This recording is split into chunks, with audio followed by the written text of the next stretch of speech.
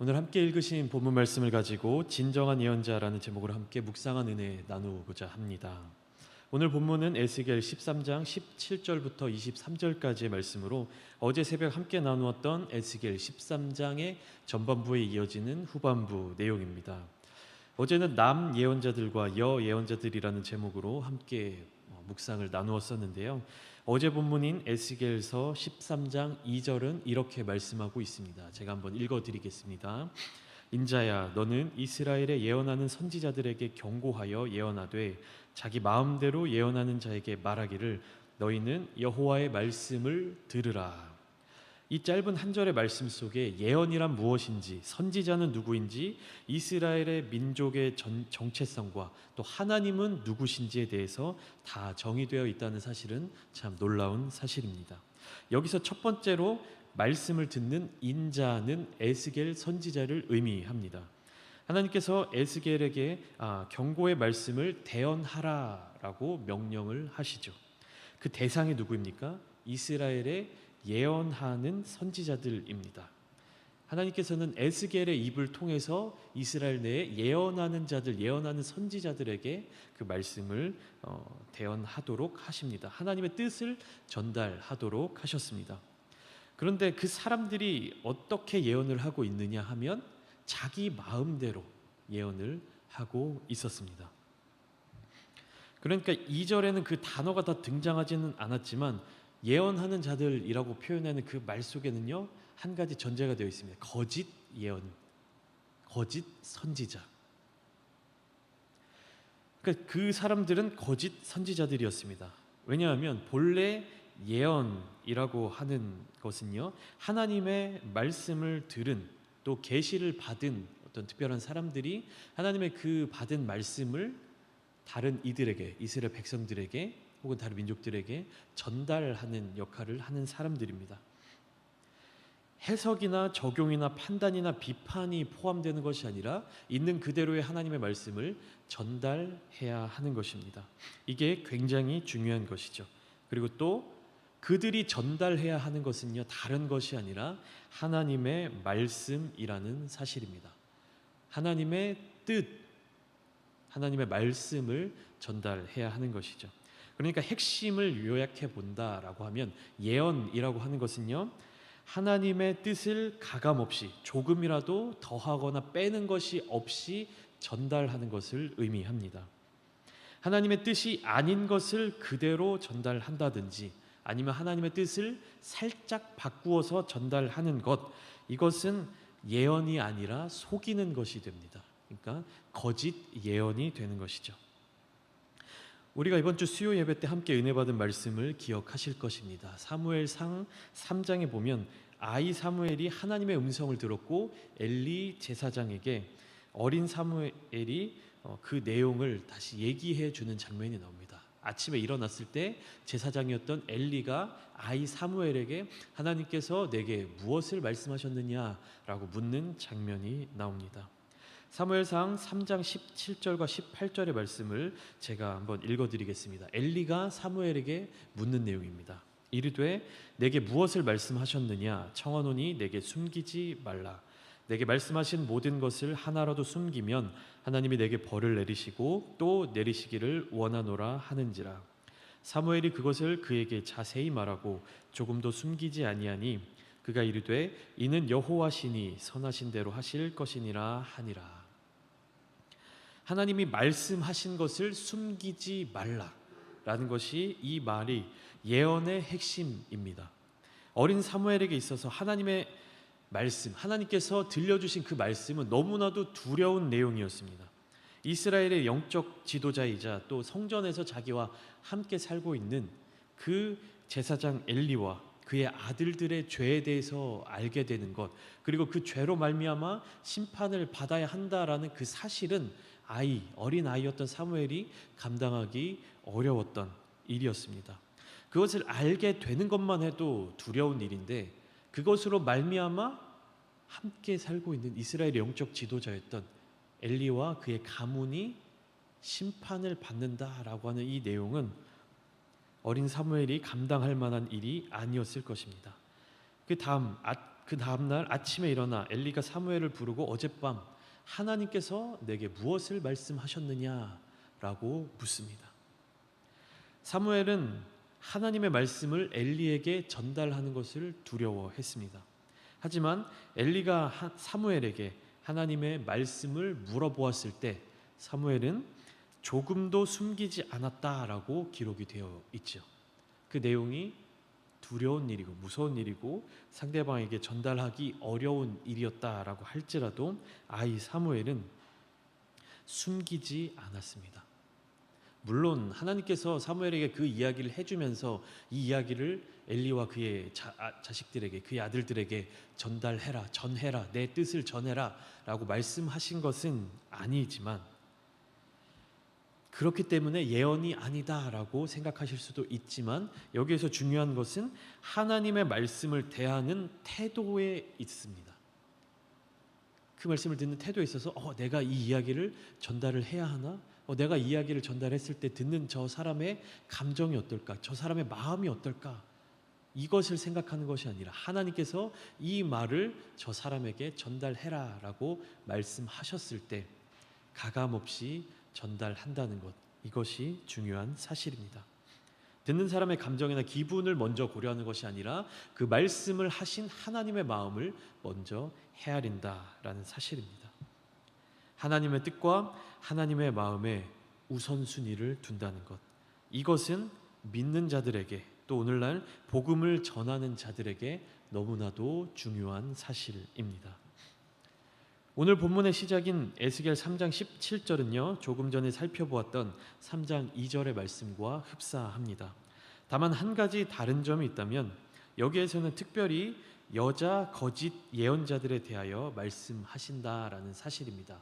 우리 함께 오늘 본문 말씀 17절을 함께 읽어보도록 하겠습니다. 오늘 본문 말씀 17절의 내용입니다. 함께 읽겠습니다. 시작. 너 인자야, 너의 백성 중 자기 마음대로 예언하는 여자들에게 경고하며 예언하여. 여자 예언자들은요, 고대 중근동 지역에 흔하게 있었던 사람들이었습니다. 오늘날로 치면 무당 정도 되는 사람들이었는데, 샤머니즘이나 우상 숭배가 보편화되었던 이스라엘의 주변 국가들, 이방 나라들, 이방 민족들에게는 굉장히 익숙한 존재들이었습니다. 그런데 오늘 본문 17절의 말씀에 보면 하나님께서 에스겔에게 말씀하실 때에 너의 백성 중에 자기 마음대로 예언하는 여자들에게 이 말을 전해라 라고 명확하게 이야기를 하십니다. 그러니까 이방 민족들, 주변 나라들, 이방 나라들 뿐만 아니라 이스라엘 민족들 안에서도 예언하는 여인들, 이런 무당과 같은 사람들이 있었다라는 것입니다. 물론 이 당시에 이스라엘 유다 민족들은 바벨론 땅으로 포로가 되어서 끌려왔던 사람들이었죠. 근데 포로가 되어서 바벨론 제국에 그 땅에 끌려갔던 이스라엘 민족들, 하나님의 백성들, 그 중에서도 이런 이방 나라들의 문화를 쫓아서 예언하는, 거짓 예언하는, 오늘날로 치면 무당들이 생겨났다라는 사실입니다. 모든 거짓 예언자들을 하나님께서 심판하시는데, 오늘 본문에서 특별히 자기 마음대로 예언하는 여자들을 구분하여서 이들을 심판하시겠다라고 말씀하시는 하나님의 그 뜻, 하나님의 그 말씀하시는 이유가 한 가지 있었습니다. 그것은 무엇이냐면 3장 초반에 나왔던 남자 예언자들과 다른 한 가지 특징이 있었기 때문입니다. 그러니까 무당, 남자 무당도 있었고 여자 무당도 있었는데, 특별히 여자 무당들, 거짓 예언하는, 자기 마음대로 예언을 전달하는 그 여인들을 선택하여서 말씀하신 이유가 있었습니다. 그것은 무엇이냐면 그들은 공적인 사역이 아니라 사적인 사역을 수행했다라는 사실입니다. 다시 말하면 정치적인 쟁점이나 경제적인 쟁점, 또 국가의 사업과 나라의 흥망성쇠에 대해서 다루고 이야기를 하는 것이 아니라 개인적인 고민, 사적인 영역의 점을 보는 것과 같이 유다 민족, 그 포로들 사이에 일상생활에 깊숙이 침투해 있었다라는 사실입니다. 거짓 예언의 규모나 영향력에 있어서는 미미해 보일 수도 있는 이들의 악행들에 대해 하나님께서 더욱 진노하셨던 이유는요, 이들의 이러한 거짓 예언이 포로 생활을 하고 있었던 유다 민족들의 삶 가운데 더 깊게 영향을 미치고 있었고, 그 유다 백성들의 영혼을 죽여가고 있었기 때문입니다. 교회를 열심히 다니시는 권사님들, 집사님들 중에서도 점을 보러 다니시는 분들이 있다라는 이야기를 제가 들은 적이 있습니다.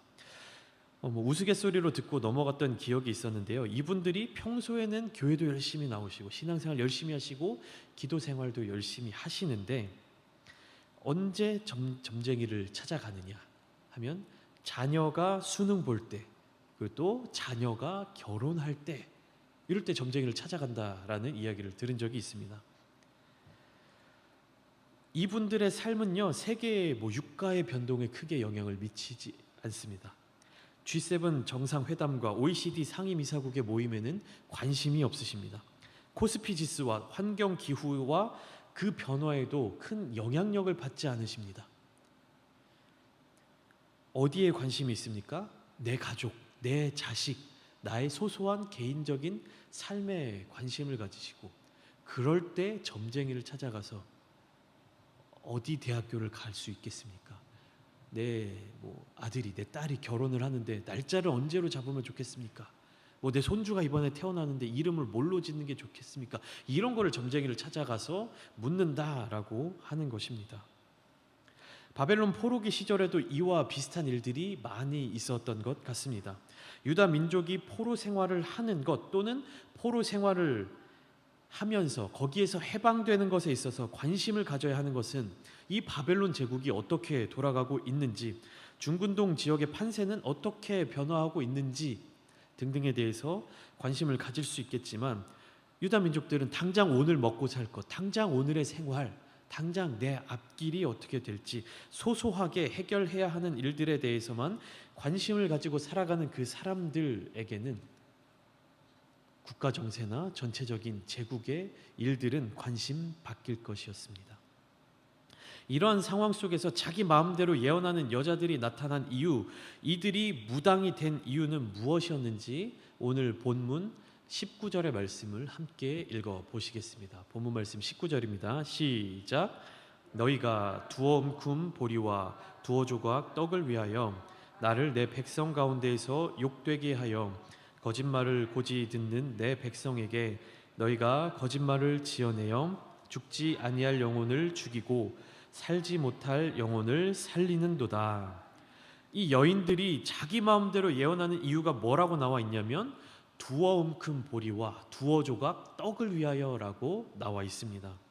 정말 하찮고 보잘것없는 육신의 욕심을 위해서, 그것도 엄청난 부귀 영화가 아니라 아주 소소한 자기의 어떤 이익, 아주 작은 소득을 위해 죽지 아니할 영혼을 죽이고 또 살지 못할 영혼을 살리는 그런 죄악을 저지르고 있었던 것입니다. 예를 들면 이런 것이죠. 누군가의 집에 도둑이 들어서 금품을 다 훔쳐서 달아났습니다. 범인의 흔적이 없어서 잡을 수 없게 되자 사람들은 이 예언하는 여자를 찾아갑니다. 이 여인은 적은 복채를 받고 범인이 누구인지를 지목을 합니다. 그러면 사람들은 지목된 그 사람들을 데려다가 벌을 내리죠. 그런데 알고 보니 실제로 돈을 훔쳐서 달아난 사람은 아무 처벌을 받지 않고 멀리 도망가거나 아니면 자기 삶에서 일상생활을 살아가고 있습니다. 그런데 억울하게 지목당한 사람은 그저 그 예언하는 여인의 말 한마디 때문에 처벌을 받고 그의 삶 속에서 어떤 피해를 받게 되는 거죠. 죄 없는 사람이 벌을 받고 죄 있는 사람이 벌을 받지 않는 이 여인의 말 한마디로 말미암아, 점술로 말미암아, 이것이 죽지 아니할 영혼을 죽이고 살지 못할 영혼을 살리는 일이 되는 것입니다. 작은 일 같지만, 별것 아닌 일 같지만, 영혼이 자기의 행위대로 그 결과가 따라오지 못하는 일은 하나님의 영역을 침범하는 것입니다. 영혼을 다루고 영혼을 살리시고 영혼을 죽이시고 심판하시는 그 권한이 유일하게 하나님에게 있는 것인데, 사람이 영혼을 벌하거나 영혼을 살리는 일을 침해한 것입니다. 하나님의 일을 자기가 했던 것입니다. 그리고 하나님께서 세워놓으신 그 유다 포로민 공동체들 사이의 질서를 완전히 파괴해 버리는 것이죠. 이들은 자신들의 거짓 예언을 위해서 갖가지 도구들을 만드는 일까지 벌였습니다. 오늘 본문 18절입니다. 이르기를 주 여호와의 말씀에 사람의 영혼을 사냥하려고 손목마다 부적을 꿰어 매고 키가 큰 자나 작은 자의 머리를 위하여 수건을 만드는 여자들에게 화 있을진저 너희가 어찌하여 내 백성의 영혼은 사냥하면서 자기를 위하여는 영혼을 살리려 하느냐. 개역 한글 성경에는 방석으로 번역되었고 오늘 보면 개역 개정 성경에는 부적으로 번역된 히브리어 원어 크사토트라는 단어와 또 수건으로 번역된 미스파호트라는 단어는 성경 내에서 여기 에스겔서에만 나타나는 독특한 단어입니다. 이 두 가지 단어들은요, 부적과 수건은 마술적 행위를 하기 위한 무당의 도구였습니다. 그리고 이 무당들은요, 이것을 사용하여 백성들을 조정하려고 했습니다. 이런 행위들은 고대 근동 메소포타미아 지역에 흔히 있었던 것들이었으며 이 무당의 행위도 거기에 영향을 많이 받았습니다. 하나님만을 섬겨야 하는 이스라엘 여인들이 이방인들의 종교적인 행위, 그들의 도구들, 주술적인 모습들을 따라하는 것만으로도 큰 죄악인데 그 행위들로 말미암아 하나님의 선택받은 이스라엘 민족들, 유다 백성들이 그 영혼이 죽어가는 것입니다. 성경에는 사냥한다, 그들의 영혼을 사냥한다라고 이야기하고 있습니다. 하나님께서는 이 거짓 예언자들을 향하여서 오늘 본문에서는 특별히 자기 마음대로 예언하는 여자들에 대해서 이렇게 이야기하십니다. 오늘 본문 20절과 21절의 말씀을 함께 읽어보겠습니다. 시작. 그러므로 나 주 여호와가 이같이 말하노라. 너희가 새를 사냥하듯 영혼들을 사냥하는 그 부적을 내가 너희 팔에서 떼어버리고 너희가 새처럼 사냥한 그 영혼들을 놓아주며 또 너희 수건을 찢고 내 백성을 너희 손에서 건지고 다시는 너희 손에 사냥물이 되지 아니하게 하리니 내가 여호와인 줄을 너희가 알리라. 아멘. 이들은 두어 움큼 보리와 두어 조각 떡을 위하여 하나님을 가볍게 여겼습니다. 자기 자신에게 돌아올 아주 작은 그 이득을 위해서 하나님의 영역을 침범했으며 하나님께서 세워두신 그 창조 질서를 어지럽혔습니다. 그리고 그 백성들을 고난 가운데로 몰고 갔습니다.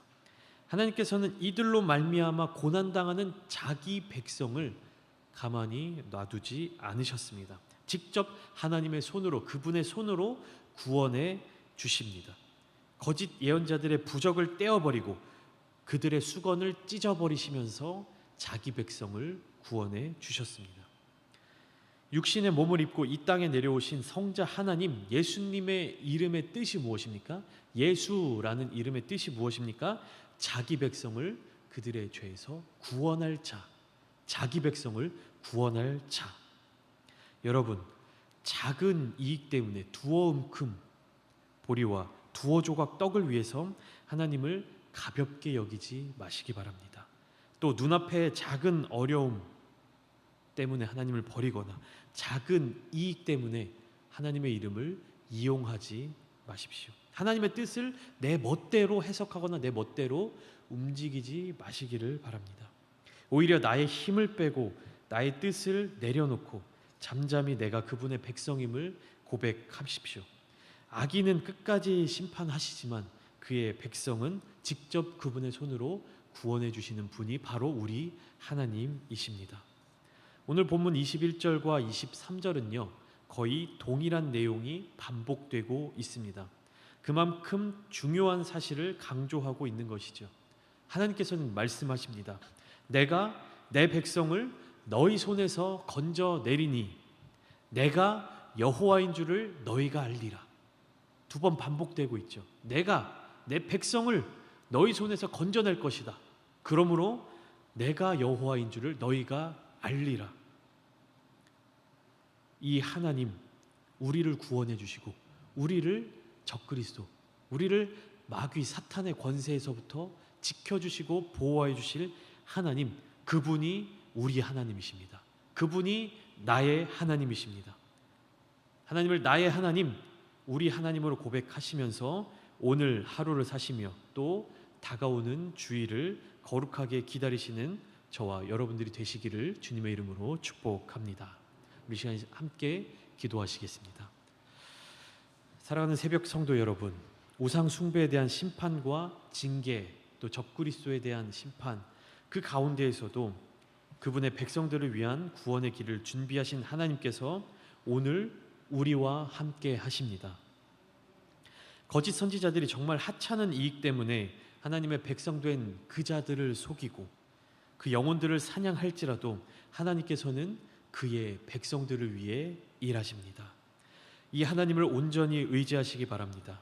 사람의 생각으로, 사람의 판단으로 그렇게 선택하는 것이 아니라 하나님의 뜻과 하나님의 생각에 집중하며 살기로 결단하시기를 바랍니다. 또한 우리 교회가 처해진 상황들을 기억해 주시며 교회를 위해서 기도해 주시고 담임 목사님께서 많이 회복되셨습니다. 또 이번 주 주일부터 단 위에 돌아오시는데 담임 목사님의 영과 육을 위해서 계속해서 기도해 주시기를 부탁드립니다.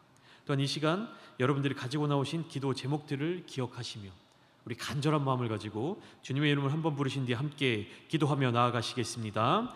주여